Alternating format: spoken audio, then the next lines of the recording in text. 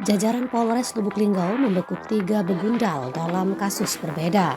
Ketiganya adalah Rahmat Rendra alias Rendra, warga Jalan Penganyoman 1 RT 01 Kelurahan Tapak Lebar, Kecamatan Lubuk Linggau Barat. Kemudian Sony Apriansyah alias Sony, warga Jalan Garuda RT 04 Kelurahan Lubuk Aman, Kecamatan Lubuk Linggau Barat. Dan Edi Pranata, warga Jalan Kenanga 1 RT 04 Kelurahan Senalang, Kecamatan Lubuk Linggau Utara 2.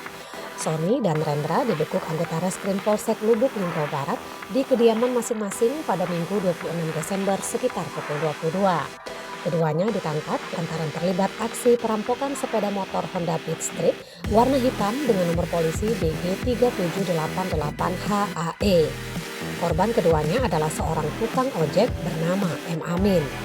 Korban dirampok kedua pelaku di Jalan Dayang Torek, Kelurahan Ulak Lebar, Lubuk Linggau Barat pada Selasa 21 Desember sekitar pukul 20. Sementara Edi Pranata diringkus anggota Polsek Lubuk Linggau Selatan di kediamannya pada Minggu 26 Desember sekitar pukul 13. Edi ditangkap berawal dari laporan karyawan Alfamart yang melaporkan pencurian pada 28 Juli lalu. Polisi berhasil mengantongi identitas tersangka setelah melihat rekaman CCTV saat tersangka beraksi. Tanpa kendala berarti, polisi berhasil mengamankan Edi dari kediamannya. Dari hasil pemeriksaan, tersangka tidak hanya melakukan pencurian di satu minimarket waralaba saja, tetapi di beberapa minimarket di kota Lubuk Linggau.